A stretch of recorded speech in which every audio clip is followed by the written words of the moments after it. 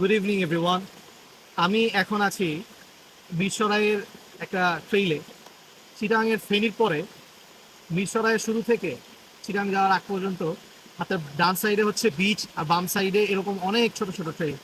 একটা সময় ছিল যখন আমি রাত্রেবেলা 300 টাকার বাসে করে চলে আসতাম, ঠিক ভোরবেলা ফজরের আজানের আগে এই ঝিরিগুলো শুরুতে নামতাম। তারপরে সারাদিন ঝিরিগুলো ঘুরে রাতের মধ্যে আবার বাসায় চলে যেতাম, বা হোস্টেলে থাকলে হোস্টেলে চলে যেতাম। এখন লাস্ট 3 বছরে আমার সাথে আর এরকম সুযোগ হয়নি। অফিসের একটা কাজে আমি আসছিলাম, আমার অনেক ইচ্ছা ছিল যে এই বর্ষায় একটু যদি ঝর্ণায় আসতে পারতাম। তারপরে ভাবছিলাম কিভাবে আসা যায়। এইদিকেই একটা কাজ ছিল, কাজটা শেষ করে যেভাবে আসি ঠিক সেভাবেই আমি আমার এলাকার এক ভাই ব্রাদার আছে মাদল ভাইয়ের সাথে আমি এখন এই ঝর্ণায় আসি। ঝর্ণাটা ঘুরলাম, আশপাশের পরিবেশটা দেখলাম। অনেক দিন পরে মনে হচ্ছে যে আমাদের প্রাইভেট একটা ট্রেইলে আছি, এখানে আমরা ছাড়া আর কেউ নাই। এখন 5:30 বাজে, একটু পরে সন্ধ্যা হয়ে যাবে। আমাদের সাথে থাকেন আর আমাদের এই ট্রেইলের সৌন্দর্যটা আপনারা দেখতে থাকেন, এনজয় করেন।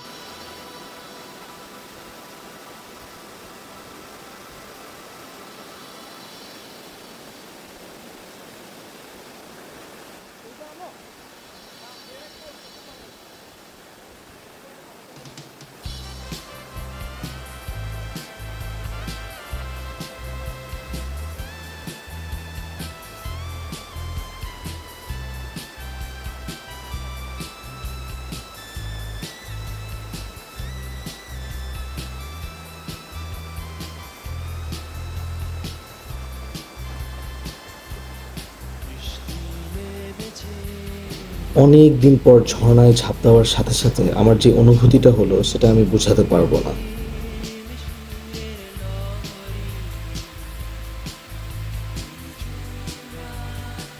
ট্রেইলে ঢোকার আগে একটা ছোট্ট টং দোকান থেকে নাস্তাগুলো কিনে নিয়েছিলাম, আর এখন একটা বড় পাতার মধ্যে সেগুলো বিছিয়ে মুড়ি মাখিয়ে আমরা ঝর্ণা দেখতে দেখতে গল্প করতে করতে খাবো।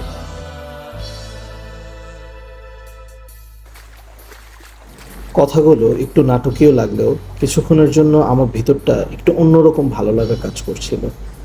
মনে হচ্ছিল আমি আমি অনেক খুশি। আর এই খালি পায়ে সিঁড়ির পাথর পাড়ানো আমার পুরনো একটি অভ্যাস। একটু রিস্কি হলেও ব্যাপারটা অনেক মজার। ফেরার সময় আমরা আমাদের একই ঝিরির অন্য আরেকটি ঝর্ণা দেখছিলাম। আমি নাম লোকেশন কিছুই বলতে চাচ্ছি না।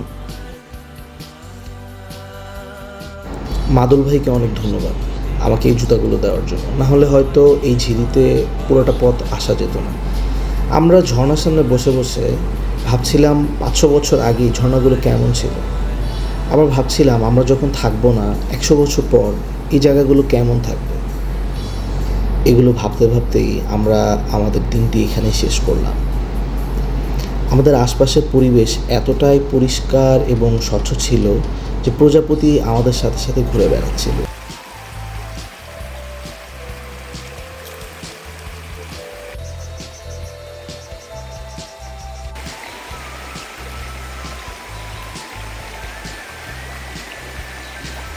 আমাদের এ যাত্রার গল্প আমরা এই সবুজ পাহাড়ের মাঝে ওই দূরে দেখা যাচ্ছে গোল্ডেন সানসেট দিয়ে শেষ করলাম।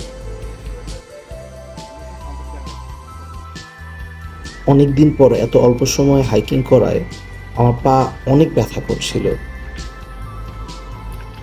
কিন্তু তাতে কি, আমরা যেই মেমোরিজগুলো কালেক্ট করেছিলাম সেগুলোর জন্য এই ব্যথা পাওয়া worth it। এবারের জন্য বিদায় নিচ্ছি, দেখা হবে অতি শীঘ্রই অন্য কোনো সুন্দর একটি গল্পের সাথে।